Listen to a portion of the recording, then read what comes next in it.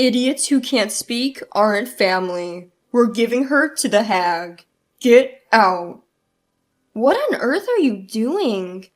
I pushed past my defiant son and his wife, protectively hugging my granddaughter who was clutching her cheek in pain, glaring at them. The unrepentant couple continued to belittle their mute daughter. Unable to stand it anymore, I decided to raise my granddaughter myself and took her home. 10 years later, when we returned to our home country from overseas, my son and his wife showed up. We missed you. We're family, aren't we? Let's live together. Idiots aren't family. Please go back. My name is Margaret Patterson, a 60-year-old housewife. A few years ago, I lost my husband, and I've been living alone in a large house. I considered living with my son, Jack, and his wife, Mary, but I decided it would be better to live separately. For some reason, I just couldn't get along with my own child and his wife. Besides, I might end up helping out in the bar they run. My body isn't as agile as it used to be, and, embarrassingly enough, I'm not good at customer service. If we were to live and work together, it would probably stress us both out. So, I decided not to live together. Even after my husband passed away and I started living alone, Jack never suggested we live together. I appreciated that. I was finally free from child rearing and caring for my husband, so I decided to enjoy my time alone. But once I started living alone, it was lonelier than I had thought. I didn't have any hobbies or friends, as I had spent all my time on housework, child rearing, and caregiving. I spent every day watching reruns of TV dramas to pass the time. Even when I tried to establish new habits, they didn't last long. For me, living such a boring daily life, the presence of my two granddaughters was very significant. Emily, the eldest, is 10 years old, and the second daughter, Lily, is 6 years old. They're both very cute girls. Emily is beautiful and good at acting like an adult. On the other hand, Lily is a bit clumsy and quiet. She's often compared to her beautiful and mature older sister, and she feels lonely. I love both of them, but I was particularly on Lily's side. I could see that she seemed to be disliked by both her parents and Emily. My son and his wife, Jack and Mary, would bring my granddaughters to visit about once every 2 months. Grandma! Emily would run to me with an innocent smile. Her clothes were always new, and her long hair was always adorably done up. On the other hand, Lily's clothes were always Emily's worn-out hand-me-downs. Her hair was also left untamed and messy. Lily loved to talk and was chatty since she started to speak. But recently, she became quieter, and unlike Emily's bright smile, Lily often looked down with a gloomy face. After greeting Emily with a "nice to see you," I crouched down in front of Lily and spoke to her. Lily dear, welcome. Thank you for coming. I prepared some of your favorite sweets today. Let's eat together. Grandma, what about my sweets? Of course, I have yours too. Let's go. As I held hands with the girls, Jack and Mary got out of the car and called out to me. Hey Mom, long time no see. Here's a souvenir. Oh, thank you. Have you two been well? Please, make yourselves at home. Thank you, Mother-in-law. I welcomed my son and my daughter-in-law and granddaughters into my house, served them tea and sweets, and entertained them. Jack and Mary would talk only with Emily and not pay any attention to Lily. Whenever I tried to speak to Lily, Emily would interrupt, or Jack and Mary would start a different topic. I was concerned about their attitude towards Lily, but I thought it best not to interfere too much and just kept an eye on them. However, I would later regret this approach. One day, I had plans to visit Jack and Mary's house and brought along some sweets that they and the girls liked. Upon arriving at their house, I reached out to ring the doorbell. Just then, I heard Jack yelling something from inside the house. "Why don't you say something instead of just being quiet?" I was shocked. As I reached for the front door, it opened easily. Without hesitation, I removed my shoes, and as I walked down the hallway, I could hear the voices coming from upstairs. You know it's because you don't talk at school that I'm being embarrassed, right? As I climbed the stairs, the shouting continued, followed by a sharp, dry sound. Upon opening the door from where the sound came, I found Jack and Mary scolding Lily, who was sitting on the floor, while Emily was waving her hand as if in pain. Lily was about to cry and holding her cheek, and Emily seemed to be in pain, waving her hand around. "Hey, Lily, you got smacked by your sister, didn't you? How about saying it hurts? If you can't speak, you're no longer family. Get out. We'll send you to Hag's home." What the hell are you guys doing? I brushed aside my son and his wife and Emily, hugged Lily, who was sitting on the floor to protect her, and glared at them. The three of them were momentarily surprised, but quickly regained their composure. "Mom, what are you doing barging in like that? You should have rang the doorbell first." That's right, Margaret. Aren't you rude? What's rude is what you guys are doing. Surrounding and berating a little girl? Jack, aren't you a father? Aren't you ashamed to mistreat your child? And Emily, why did you hit your sister? For the first time, I scolded Emily loudly. She seemed scared for a moment, but lowered her head and said, "'Cause..." Mary pulled Emily towards her, hugged her, and glared at me. Please don't blame Emily. I glared back without backing down.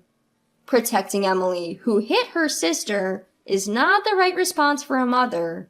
Jack, who was watching, pointed at me and yelled, "Mom, what are you thinking? Get away from that idiot." The idiots are you guys. Apologize to Lily. Huh? Who's going to apologize? Neither Jack, Mary, nor Emily seemed to show any remorse and relentlessly insulted Lily. Lily, who was in my arms, was grabbing my clothes weakly with a vacant look on her face. Had they been doing this to her all along? Before I could think, I lifted Lily and declared, "I will take care of Lily. I can't leave her here." Leaving the three stunned people behind, I stormed out of the room. After standing still for a while, Jack came running up with a smirk on his face. "Thanks, Mom. I didn't know how to handle this mute." As I was stunned by my son's words, Mary appeared from behind.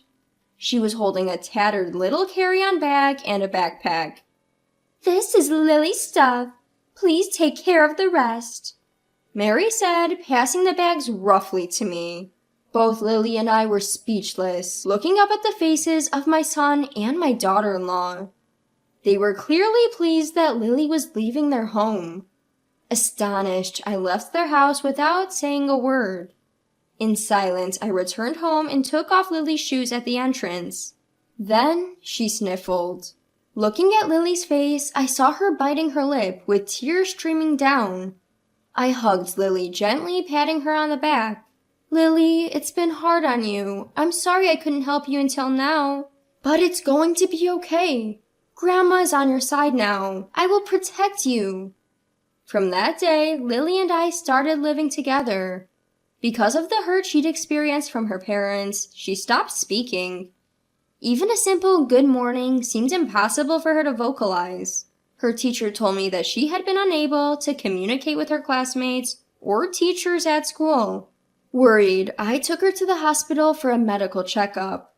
Lily was diagnosed with selective mutism.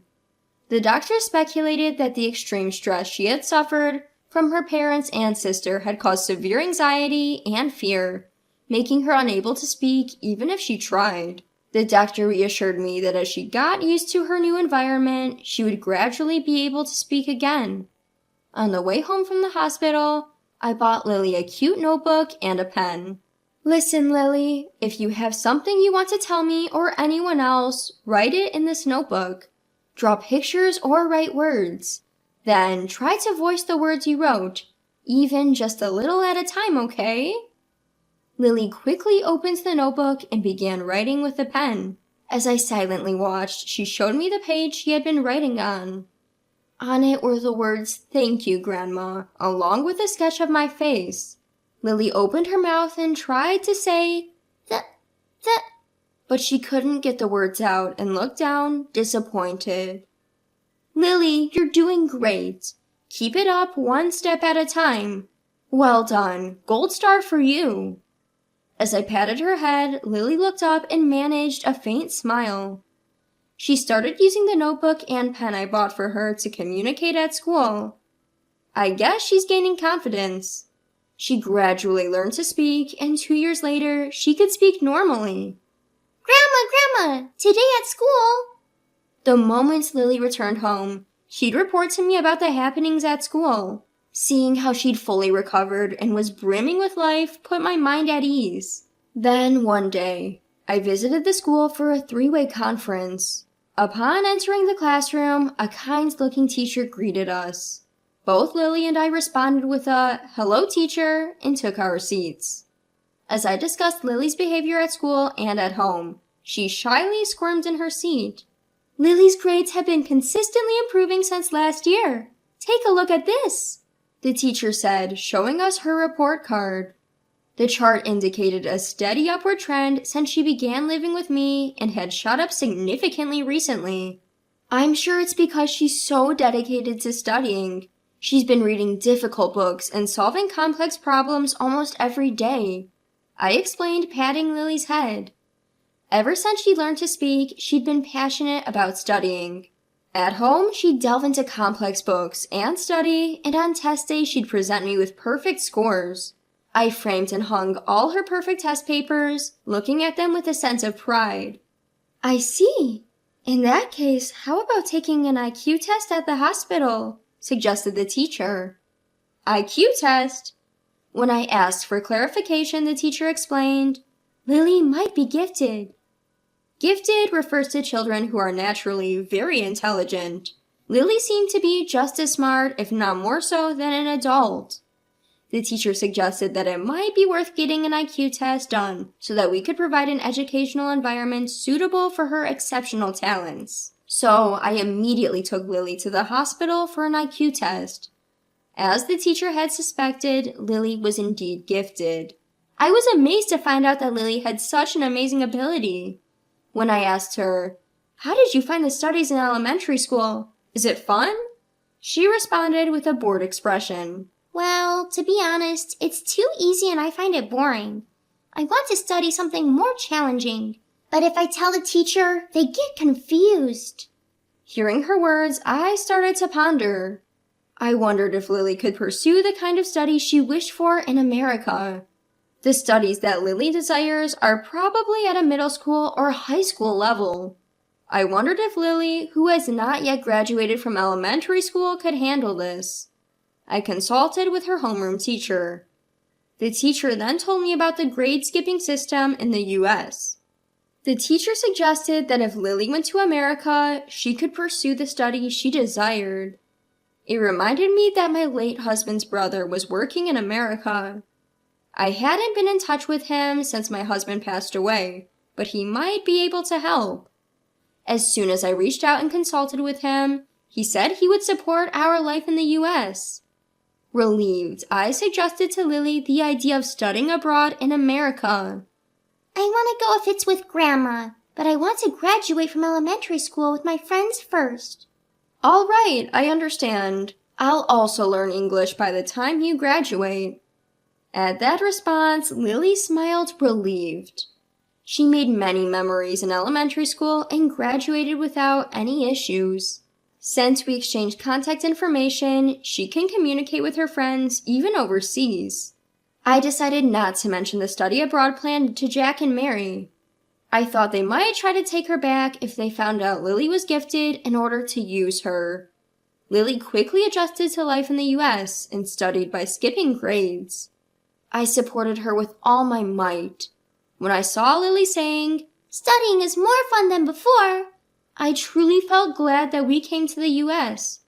Her talent is truly incredible. After a few years of studying in the US, she enrolled in Harvard University, studied business, and before I knew it, she had started her own company.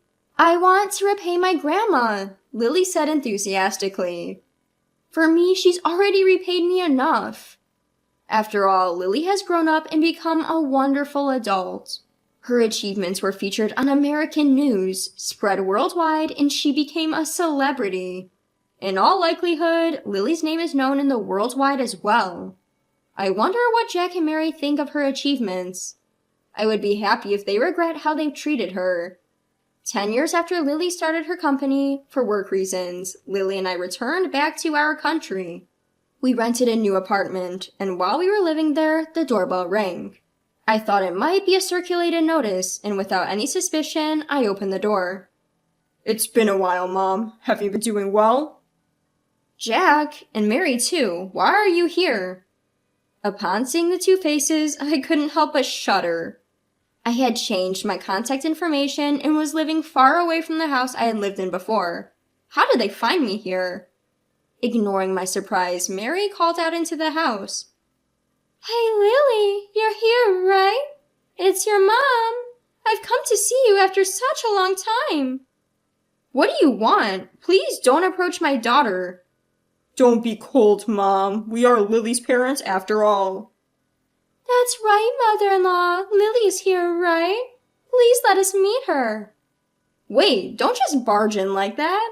Without giving me a chance to stop them, the two of them pushed past me and entered the house. As I was trying to stop them, Lily peeked out from the living room. What's wrong, Grandma? Wait, what? Lily, too, seemed surprised by the sudden visitors. I awkwardly turned my face away. On the other hand, my son and his wife seemed delighted to finally see Lily. Oh, Lily, I've missed you. You've grown so much. As Mary reached out to hug her, Lily brushed off her arms. If you want to talk, I'll listen in the living room. I'll prepare some tea, so please wait on the sofa. With a cold statement, Lily began preparing tea in the kitchen. Jack and Mary unreservedly plopped themselves down on the sofa and started reminiscing with her one-sidedly. Growing concerned, I called out to Lily. She winked at me, signaling to leave it to her.